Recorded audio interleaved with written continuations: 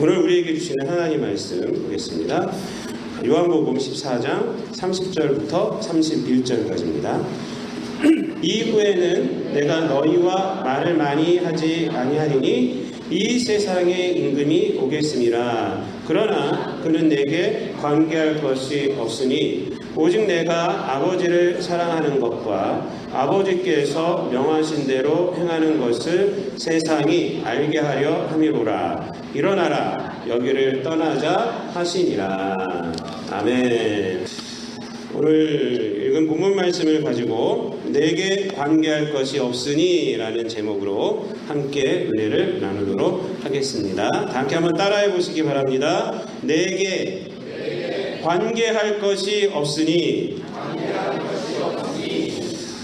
예수님은 이제 14장에서 예수님께서 이제 이 세상을 떠나실 것을 이제 말씀을 하시고, 떠나심의 의미와 또한 떠나심이 그 제자들에게 더 좋다는 것을 이제 말씀을 해 주십니다. 왜 그러냐면 예수님이 이제 다시 오실 것이고, 그리고 또한 보혜사이신 성령님을 이제 보내주시기 때문에 더 좋을 것이다 라는 얘기를 다 하셨습니다. 그리고 이제 30절 말씀에는 이러한 말씀을 하십니다. 이후에는 내가 너희와 말을 많이 하지 아니하리니 라고 말씀을 하십니다. 이제 예수님께서 이제 말씀을 다 하신 거예요. 다 하시고 이제 제자들에게 이제 말씀을 안 하시겠다, 이제 많이 하지는 않겠다, 이제 필요한 말만 하겠다, 이렇게 말씀을 하십니다. 왜 그러냐면 이 말씀을 하신 것은 이제 너희에게 이제 가르칠 것이 없다, 이제 하산해라, 이 말씀이 아니라 이제는 예수님께서 제자들을 가르치고 일할 때가 아니라 이제는 구원의 사명을 이제 행할 때가 됐어요. 때가 된 겁니다. 십자가를 지실 때가 되신 겁니다. 그래서 이제 말씀을 마치시고 이제 나는 이제 그 구원을 완성시키러 이제 가야 한다라는 의미에서 바로 이 말씀을 하시는 것입니다. 그래서 그 이유에 대해서 이렇게 말씀을 하시죠. 30절 말씀에 보면은 말을 많이 아니하리니 하고 그 이유에 대해서 이 세상의 임금이 오겠음이라 라고 말을 합니다. 그래서 이 원어를 보면은 왜 안 하냐, 그 이유를 이렇게 정확하게 이제 나타내는 단어가 있습니다. 그래서 이제 왜 말을 안 하냐면 이 세상 임금이 오기 때문에 그렇다라고 말씀을 하신 이유에 대해서, 여기서 말하는 이 세상 임금이라는 것은 뭐냐면 사단의 세력을 말합니다. 이 사단의 세력이란 하나님의 일을 방해하는 세력입니다. 하나님이 우리를 구원하시려고 하는 그 일을 방해하려는 그 세력을 이제 이 세상 임금이라고 말을 합니다. 그래서 이 세상 임금이 오기 때문에 이제는 너희하고 이제 더 이상 말하는 것보다 이제는 내가 구원의 사역을 감당하러 이제 가야 한다라는 것입니다. 예수님께서 이 세상 임금이 오기 때문에 무서워서 도망가는 것이 아니에요. 제가 학생들한테 물어보니까 어떤 애는 무서워서 도망갑니다 뭐 이렇게도 얘기를 하는데 그런 것이 아닙니다. 그런 것이 아니라 하나님께서 주신 소명을 이제 감당하기 위해서. 그러니까 이 세상 임금이 온다는 것은 뭐냐면 예수님을 십자가에 이제 죽이려고, 이제 못 박히려고, 못 박히게 하려고 오는 것이죠. 사단이 벌써 작업을 하지 않았습니까? 그 앞에서 보니까 이 가룟 유다에게 사단이 예수님을 팔 생각을 집어넣어줬어요. 집어넣어줬고, 그 가룟 유다는 지금 나갔습니다. 나가니 밤이라라 그러지 않습니까? 나가서 지금 예수님을 팔 작업을 지금 하고 있고, 예수님은 지금 제자들하고 남은 제자들하고 지금 말을 지금 하고 있는 것입니다. 그리고 나서 주님께서 아주 중요한 말씀을 하세요. 오늘 이 제목인데 이렇게 말씀을 하십니다. 이 세상의 임금이 오겠음이라 하고 나서 그러나 그는 이러한 것은 이 세상 임금을 말합니다. 그는 내게, 그러니까 예수님께 관계할 것이 없으니 라고 얘기를 합니다. 이 말씀이요 굉장히 중요한 말씀입니다. 이 말씀이, 그러나 그는 내게 관계할 것이 없다. 이 세상 임금이 오지만 나에게 관계할 것이 없다. 그러니까 이 말씀 속에서 우리가 알 수 있는 것은 뭐냐면 이 예수님께서 이 세상 임금이 무서워서 이게 도망간 것이 아니에요. 그는 관계가 없어요. 이렇게 말합니다. 그가 아무리 나에게 무슨 짓을 해도 내게 관계가 없다는 말씀이거든요. 이 말씀은 마치 어떤 말이냐면 우리 이제 학생들한테 알기 쉽게 제가 해주려고 이런 예화를 들었었어요. 깡패가 막 둘러싸고 있었어요. 깡패가 내 친구하고 나하고 둘이 있는데 둘러싸고 있는 거예요. 깡패가. 근데 한 친구가 그 얘기를 하는 거예요. 저것들 아무것도 아니야. 나한테 상대가 안 돼. 라고 이렇게 말했을 때 거짓말일지언정 그 말이 얼마나 든든할까요, 여러분? 그러니까 이 예수님이 그렇게 말하는 거예요. 이 세상 임금이 오겠다. 그러나 그는 내게 관계가 없다. 내게 관계가 없다. 이렇게 말하는 거예요. 그러니까 이 말씀이 얼마나 중요한 말입니까? 이 말씀이 내게 관계가 없다. 이 말씀이 얼마나 담대한 말씀이고. 그래서 오늘은 이 말씀에 있는 그 메시지를 좀 보면서 좀 은혜를 나누려고 합니다. 한 두 가지만 보려고 합니다. 첫 번째는 이 말씀에 내게 관계가 없다, 내게 관계할 것이 없다라는 이 말씀에는 어떤 의미가 있냐면 사단은 예수님께 영향을 미칠 수가 없다는 것입니다. 사단이 아무리 예수님께 와서 예수님의 구원 사역을 방해하려고 그러고 해도 예수님께는 영향을 미칠 수가 없다라는 것입니다. 여러분, 왜 그러냐면 사단이 하는 모든 능력은 무엇으로 진행이 되냐면 죄로 인해서 진행이 되는 것입니다. 죄로, 인간의 죄로 인해서 이렇게 진행이 되는 거예요. 그런데 예수님은 죄하고는 아무 상관이 없으신 분이에요. 사단이 무엇을 하여도 그래서 영향을 미칠 수가 없어요. 예수님은 죄성도 없으시고 죄도 짓지 않으신 분이에요. 완벽하신 분이십니다. 하나님의 아들이십니다. 육체를 입고 오셨음에도 불구하고 그러세요. 그렇기 때문에 여러분, 예수님은 그렇게 말씀하신 거예요. 내게는 아무 상관이 없다. 여러분, 우리도 그렇습니다. 우리 예수 믿는 우리들도 바로 이러한 능력이 있어요. 여러분, 이러한 능력. 사단은 우리를 어떻게 할 수가 없어요.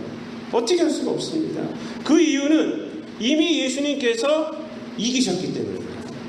이기셨어요. 요한복음 16장 33절 말씀에 보면은 예수님이 이렇게 말하지 않습니까? 세상에서는 너희가 환난을 당하나 담대하라. 내가 세상을 이겼노라. 이렇게 말씀하셨습니다. 여러분, 우리가 믿는 믿음은, 우리가 갖고 있는 믿음은 이길 것이 아니라 이긴 자로서 살아가는 거예요. 이긴 자예요, 이긴 자. 여러분, 믿음 생활이란 것은 뭐냐면 하나님의 자녀가 될 조건을 만들기 위해서 살아가는 것이 믿음 생활이 아니라 예수 그리스도의 은혜로 말미암아 하나님의 자녀가 됨으로 시작되는 것입니다. 믿으십니까? 우리는 예수님을 믿음으로 이미 하나님의 자녀가 됐다고요. 자녀가 되기 위해서 막 살아가는 그런 존재들이 아니에요. 그래서 사단의 권세가 우리를 어떻게 할 수가 없습니다. 사단이 할 수 있는 것은 뭐냐면 유혹이나 협박 정도입니다. 속임수를 쓰고, 이 사단에서 거짓말쟁이라고 해요. 거짓말쟁이. 여러분, 예수님도 사단의 이러한 유혹과 시험을 받으셨어요. 예수님이 공생애를 시작할 때 40일 금식을 하신 후에 광야에서 사단이 딱 나타났어요. 마귀가 나타나서 마태복음 4장에 보면 그 내용이 나오지 않습니까? 돌덩이가 떡이 되게 해라. 성전 꼭대기로 데리고 올라가더니 여기서 뛰어내려라. 그럼 천사가 와서 널 받아줄 거 아니냐. 그러더니 또 산 꼭대기로 데리고 올라가더니 온천하만국 영광을 싹 보여주더니, 온천하만국 영광이 뭐예요? 돈도 보여주고 권력도 보여주고 명예도 보여주고 인기도 보여주고 싹 보여준 거예요. 이게 온천하만국 영광입니다. 나에게 절하면 이거 다 줄게. 절하겠습니까? 안 절하겠습니까? 학생들한테 절할래 안 절할래 했더니 절해야죠. 온천하만국 영광 다 준다는데 절해야죠. 그래서 그건 다 거짓말이야. 네, 그랬어요. 그 준다는 말 자체가 거짓말. 줄 수도 없어. 네, 그랬어요. 여러분, 예수님이 이렇게 유혹했어요. 근데 하나님의 말씀으로 예수님께서 물리쳤습니다. 다 말씀으로 물리치고 마지막에는 뭐라고 했습니까? 마태복음 4장 10절 말씀에 보면은 사단아 물러가라 이렇게 했어요. 사단아 물러가라. 이렇게 탁 하니까 사단이 떠나고 천사들이 수종하였다라고 말합니다. 여러분, 바로 이것이 사단의 실체예요. 유혹하고 무슨 짓을 할 수는 있지만 사단아 물러가라 하면은 물러가는 게 사단의 실체예요. 예수님은 예수님이니까 사단에 물러가라 했지만 예수님의 이름을 믿는 우리들은 어떻게 물리쳐야 돼요? 예수 이름으로 명하노니 사단아 물러가라 하면 다 물러가는 거예요. 연습 한번 해볼까요? 해보세요. 예수 이름으로 명하노니 사단아 물러가라. 물러가는 거예요. 이게 사단의 실체입니다. 그들은 우리를 어떻게 할 수가 없어요. 우리가 하나님의 말씀으로 그 예수 이름으로 물러가라 했을 때 물러가게 돼 있어요. 그러나 사단은 오늘도 우리를 넘어뜨리려고 하죠. 우리 안에 있는 죄의 뿌리를 막 건드리는 거예요. 건드리는 거예요. 그래서 우리가 성결의 은혜를 받아요. 우리 교단이 성결 교단 아닙니까? 이 성결의 은혜가 이 죄의 뿌리를 없애는 거예요. 그러니까 예수 이름을 믿고 거듭나고 이게 중생이고 그리고 성령 충만함으로 죄 뿌리를 없애야 돼요. 죄 뿌리가 있으면 자꾸 사단이 와서 그 죄를 가지고 막 건드리는 거예요. 앞날을 모르잖아요. 우리가 내일을 모르잖아요. 그래서 인생 가운데 근심과 걱정을 주게 해요. 그러면서 세상을 의지하게 해요. 하나님보다 세상을 더 의지하게 하고 어떡할래 막 이러면서 사단이 속삭이는 이런 것들은 다 거짓입니다. 다 거짓입니다. 우리는 이미 예수 그리스도 이름으로 구원받았고 영생을 받은 자들입니다. 영생을 받았어요. 우리 주님 예수 그리스도 안에 있는 믿음에서 구원의 은혜 가운데서 사단이 아무리 넘어뜨리려고 해도 우리가 하나님 말씀을 붙들고 있는 한 우리가 믿음을 고백하고 있는 한 우리는 이긴 자로서 살아가는 거예요. 여러분 사도 바울이 고백한 로마서 8장 우리가 얼마 전에도 보지 않았습니까? 얼마나 감격스럽게 고백합니까? 쭉 얘기한 다음에 천사들이나 권세자들이나 뭐 장래일이나 뭐 이렇게 얘기한 다음에 우리를 우리 주 예수 그리스도 안에 있는 하나님의 사랑에서 끊을 수 없느니라 이렇게 말하지 않습니까? 그것이 우리의 실체입니다. 여러분 예수님께서 관계할 것이 없나니 라고 말한 것이 바로 그것입니다. 여러분 그것이 사단은 우리를 넘어뜨릴 수가 없어요. 예수님도 넘어뜨릴 수가 없는 것이고 우리도 넘어뜨릴 수가 없어요. 이 믿음을 가지시고 살아가시기를 바랍니다. 두 번째로 예수님의 이 말씀 속에서는 어떤 의미가 있냐면 사단이 무슨 일을 하여도 우리를 핍박하고 심지어 우리를 죽인다 할지라도 하나님의 섭리를 변하게 할 수는 없다는 것입니다. 역사의 주인은 하나님이라는 고백이 바로 이 안에 있는 것입니다. 사단 마음대로 진행이 되는 것이 아니라 하나님의 마음대로 진행된다는 것입니다. 여러분 사도 바울은 로마서 8장 28절에서 우리가 알거니와 하나님을 사랑하는 자 그 뜻대로 부르심을 입은 자들에게는 모든 것이 합력하여 선을 이룬다 이렇게 말하고 있어요. 하나님을 사랑하는 자 그 뜻대로 부르심을 입은 자들에게는 모든 것이 합력해서 선을 이룬다. 이 고백이 왜 나온 거예요? 하나님께서 역사의 주인이시기 때문에. 여러분 로마서 4장을 보면은 아브라함의 믿음에 대한 이야기가 나옵니다. 19절부터 22절까지 말씀을 보면 이렇게 얘기를 하고 있어요. 그가 100세가 되어 자기 몸이 죽은 것 같고 사라의 태가 죽은 것 같음을 알고도 믿음이 약하여지지 아니하고 믿음이 없어 하나님의 약속을 의심하지 않고 믿음으로 견고하여져서 하나님께 영광을 돌리며 약속하신 그것을 또한 능히 이루실 줄을 확신하였으니 그러므로 그것이 그에게 의로 여겨졌느니라 이렇게 말을 하십니다. 여러분 아브라함의 믿음의 위대함은요 다른 것이 아닙니다. 이 말씀 속에서 우리가 알 수 있는 것은 뭐냐면 다른 어떤 것보다도 심지어 자기의 상황이 죽은 것 같을지라도 여러분 100세가 되면 죽은 거예요. 죽은 거. 그래도 하나님의 약속이 이루어질 것을 믿었다는 거예요. 그런 상황 가운데서도 그러니까 자기의 상황이 아니라 역사의 주인이신 하나님을 믿었다는 것입니다. 하나님의 약속이 이루어지는 것으로 이 세상을 이뤄간다. 그것을 믿었다는 거예요. 우리가 지난 시간에도 설교 말씀 속에서 말씀드렸지만 요셉의 고백 또한 이런 맥락입니다. 창세기 50장 19절에서 20절 말씀에서 요셉이 그들에게 이르되 두려워하지 마소서 내가 하나님을 대신하리까 당신들은 나를 해하려 하였으나 하나님은 그것을 선으로 바꾸사 오늘과 같이 많은 백성의 생명을 구원하게 하시려 하셨나니. 똑같은 고백입니다. 똑같은 고백. 사도 바울의 고백이나 그리고 이 요셉의 고백이나 그리고 또한 바울이 아브라함의 믿음에 대해서 해석해 준 거나 똑같은 거예요. 이 똑같은 것은 뭐냐면 한마디로 역사의 주인은 하나님이라는 겁니다. 하나님이에요. 여러분, 이 세상은 하나님의 섭리 안에서 돌아가는 것입니다. 이걸 믿으시길 바랍니다. 인간이 세상의 주인인 것 같지만 하나님이 주인이세요. 여러분, 내 삶의 주인도 나인 것 같지만 내 삶의 주인은 하나님이십니다. 하나님이세요. 여러분, 아무리 사단이 역사를 해서 예수님의 제자인 가룟 유다에게 예수님을 팔 생각을 넣어놓고 배신을 하게 하고 또 예수님을 잡혀가게 하고 종교 권력으로 예수님을 심판하고 세상 권력인 빌라다의 힘으로 예수님을 십자가에 고통스럽게 죽여버린다 해도 하나님은 그것으로 끝나게 하지 않으셨습니다. 하나님은 그러한 사단의 힘을 통해 얼마나 사단이 그리고 인간의 죄가 더러운 것인지를 세상에 밝히셨어요. 그리고 사단과 죄의 권세에 의해 십자가에 죽은 예수를 바로 그 죽음의 자리에서 부활하게 하셨습니다. 부활하게 하셨어요. 죄와 사망의 권세에서 부활하게 하셔서 오히려 그들의 사단의 세력을 정죄하였고 그들의 능력을 무력화시켰으며 오히려 그 죽음의 자리인 십자가를 구원의 도구로 하나님께서 만들어주셨습니다. 이것이 하나님의 겁니다. 여러분, 하나님의 구원의 섭리는 어떤 세력으로도 막을 수가 없어요. 막을 수가 없습니다. 여러분, 우리 믿는 자들이 믿는 것이 그래서 이 세상의 방식이 되면 안 됩니다. 그거는 어리석은 거예요. 우리들이 믿는 것은 하나님이 섭리해야 합니다. 그렇기 때문에 이 세상을 목적으로 살아가지도 말아야 합니다. 늘 우리는 역사의 주인이 하나님이시구나. 그래서 그 섭리 안에서 살아가야 합니다.